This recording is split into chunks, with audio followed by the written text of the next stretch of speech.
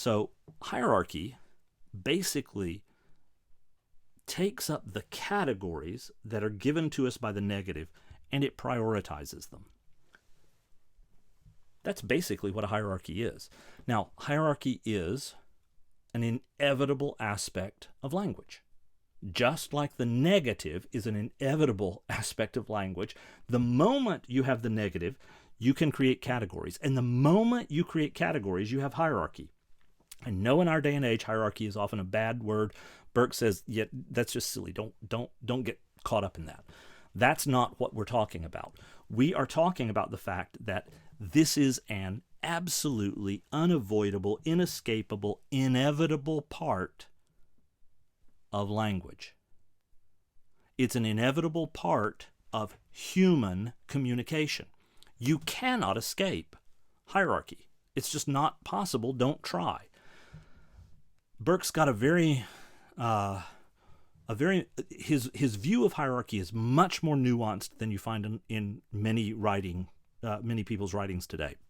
He says, look, here, let me explain to you why you don't want to fight hierarchy, because you can't. Hierarchy is absolutely essential. So, for example, if I ask you, is it wrong to kill somebody? Then you are going to say, I hope you're going to say, well, of course, killing somebody is wrong. All right, that's fine, Burke says. Now, next question. What about self-defense? Could you kill somebody in self-defense? Hold on. Burke says, stop the presses. It does not matter how you answer that question. You just created a hierarchy. And that's the thing. You've created an absolutely essential quality. All right?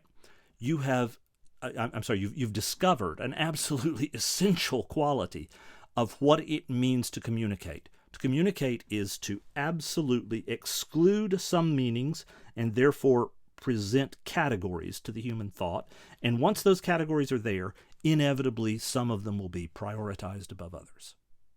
There's simply no way to escape that reality.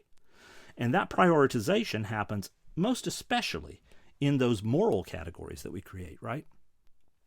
The moral categories are the ones that are particularly prone to get prioritized, because it's the moral categories that tell us how to live with each other, all right? So in hierarchy, here's our first take home. Like categorization, like exclusion, hierarchy is impossible to avoid in human communication. It is absolutely inevitable. And Burke says, well, okay, hold on though. That may not be a bad thing either.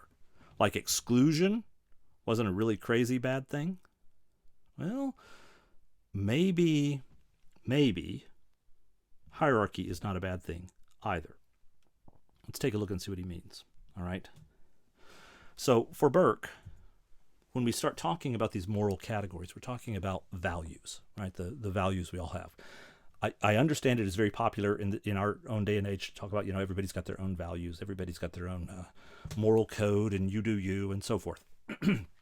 Right, some wisdom there. However, in the tall and the short of it is, when we go out and we start looking, it just simply doesn't hold up that there are all these different values out there. The truth of the matter is, when we give our attention to the kinds of values that appear across time, all right, I mean, whether you're in ancient Rome, ancient Greece, the Middle Ages, doesn't matter. Locations, whether you're in China or whether you're in Central America or South America or North America, various cultures, the simple fact of the matter is, these moral categories that we have and that we put together, our values, they're frighteningly similar. If we just boil them down, they're about 6, 8, maybe 15 basic fundamental values, and everywhere you find a human culture, a human society, a cooperative adventure amongst humans, everywhere you find that, you find the same values, okay? Now, let's just say you find lots of there may be one or two not found here or one or two not found there, but overall, they are remarkably similar. What differs is over here in our priority. That's the issue that we would find cultures varying on. The Middle Ages might vary in the way they prioritize their values.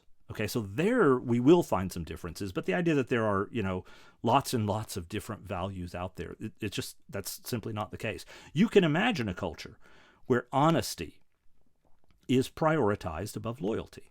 That's not hard to imagine. But the truth of the matter is, you could also probably imagine a culture where, in fact, loyalty is prioritized over honesty. That's not hard to imagine either. Okay? And that is revelatory. So when we come to this discussion of hierarchy, we discover, in fact, a second really, really crucial take-home point for us. And that take-home point is that, values are, they are what they are. And, in a class like this, we're not taking any, their values are stable across time and space. Now, you can explain that any way you want to.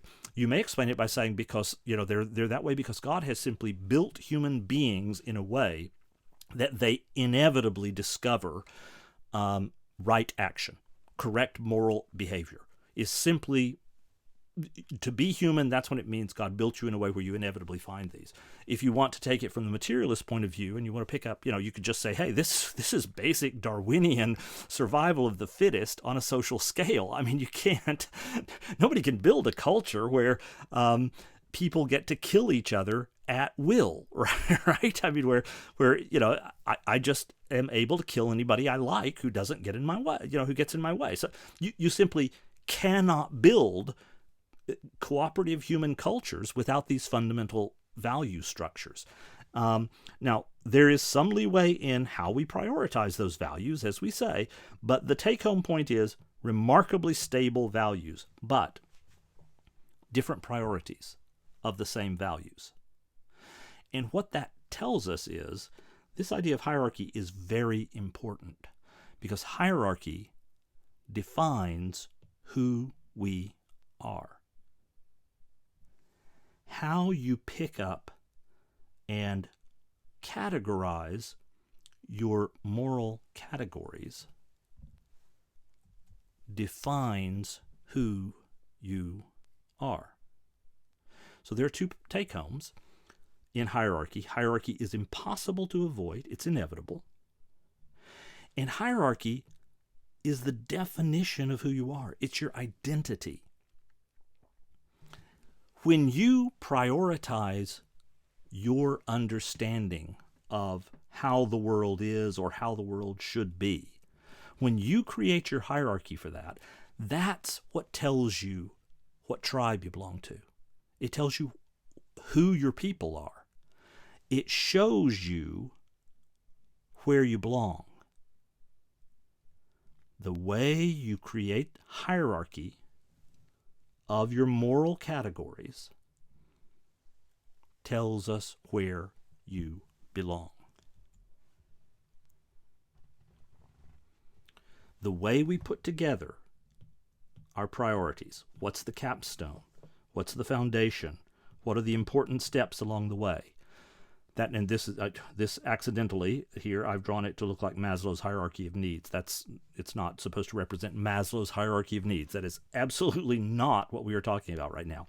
We're talking about how you put together and prioritize your sense of what should be done, how you should behave. Your priorities in that regard will shape your identity. And that brings us to another thing that Burke has said, which we can clarify now.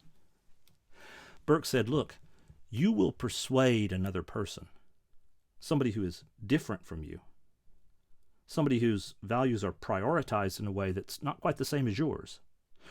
You're going to persuade that person only insofar as you are able to identify common ground.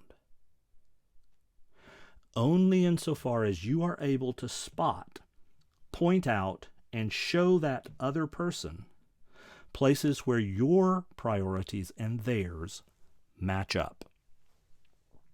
The more spaces you can find where there's a similarity in your priorities, in your hierarchy, in your identity, the more likely you are to convince that other person that what you're saying makes some sense. Link up, put together lots of different categories, show them where several spaces in their hierarchy match the spaces in yours. Yeah, sure, there are differences. Absolutely. Here, here, here, here. Yeah, sure, we've got some differences, but look at where we have common ground. These are spaces where our hierarchies overlap. Burke says that's the key to allowing the transcendence of language to operate in a way that persuades the other person. So that's the way we reach out to and persuade the other. But when we look and when we find that, in fact, somebody has lots and lots of overlap between us, then we're in the same group. We belong to the same set. That makes us into an us. And it makes us different from those whose hierarchies don't look like ours. That's the fundamental way we distinguish between us and them. Now hold that in mind. The very nature of language excludes many, many meanings, because when I say sailboat, it excludes all other meanings. When I say flying monkey, it excludes all other meanings. The negative creates categories. Once the categories are acknowledged, once we know that this point of exclusion creates categories, we immediately move to ranking or prioritizing those categories. And when we find those who prioritize their categories very much like ours, we say we're in the same group. We belong to the same tribe. We are together. Hierarchy is impossible to avoid. Hierarchy defines who we are. That is a basic introduction to the second of Burke's three really important ideas here.